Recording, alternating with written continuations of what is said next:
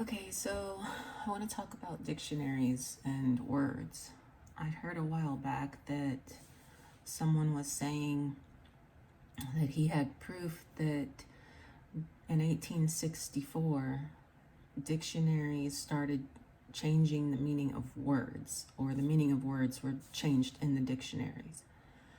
And that he thought that it was a big conspiracy to to do this in 1864 for some reason.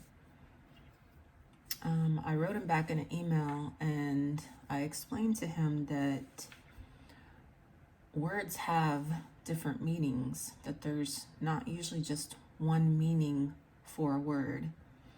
And as our world expands to encompass not just agriculture, but industry and now technology and on into space, our words accumulate more and more meaning. So when we look at a dictionary, we're not looking at usually a dictionary that encompasses all meanings of one word. We're usually looking at a dictionary that was written for a particular topic or a particular subject. And back in the old days, colleges and universities would hire someone on commission to write dictionaries for their college or their subject. So in one dictionary I had found there was, I think it was Columbia Research Institute, which was, I think, part of Columbia College. This was in the 1800s.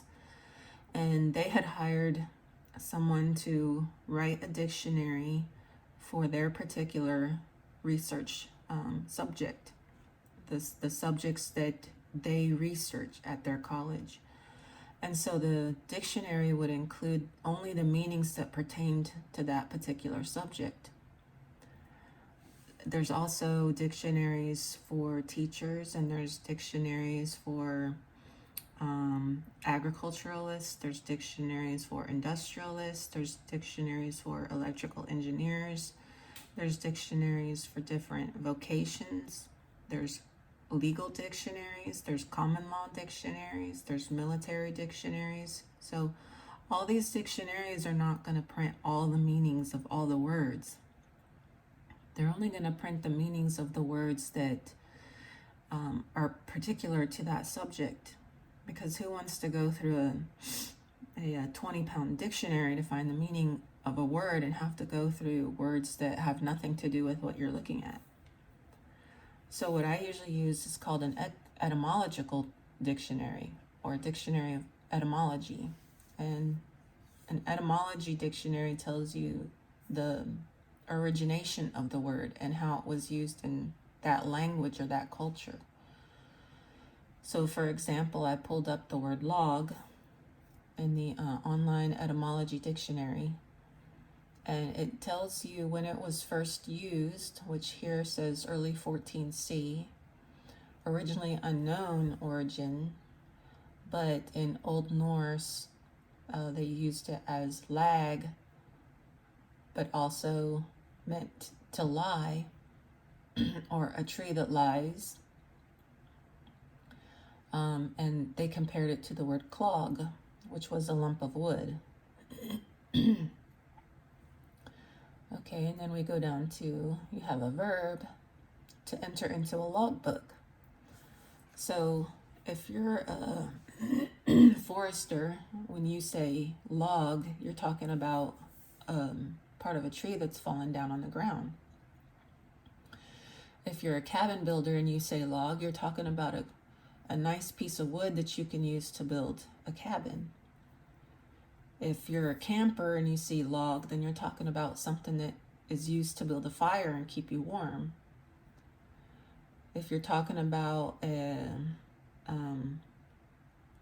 someone who has to keep log books, then you're talking about a book. So a librarian will tell you where to find the log books for a certain thing.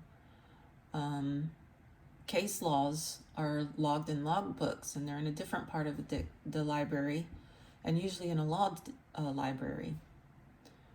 So the log for the logbook for accountants is different than the logbook for, let's say, a mariner.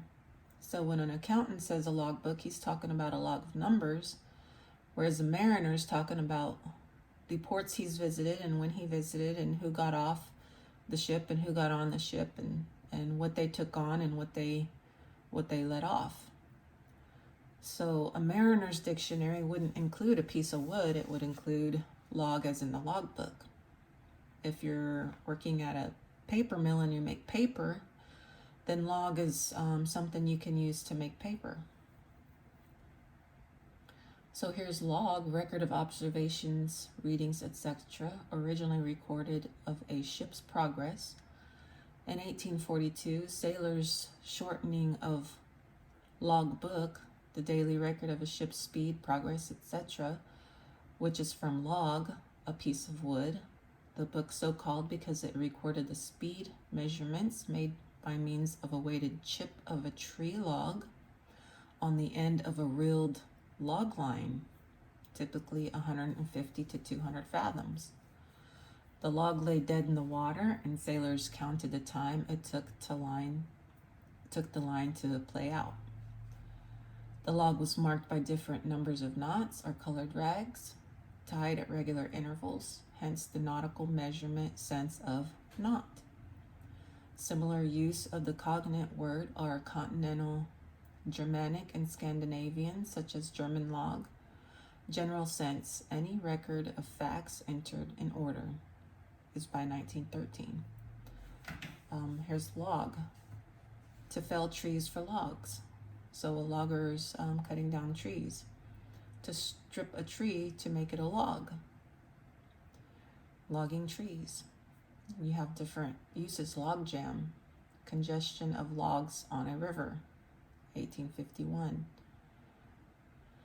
The figurative sense is by 1890. One who enters data in a log. Act of recording in a log. Logging, an act of felling timber. Logger, one who fells or cuts trees, one employed in getting out timber from forest by 1708. So there you have it. You have different dictionaries for different subjects, and different subjects have different use of the words.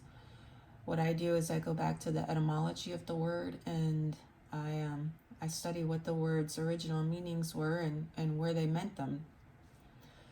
So the next time somebody talks to you about a conspiracy to change the definition of words of 1864, you can take a minute and set them straight. So like, share, and subscribe. You never know who the videos might help, and I appreciate it.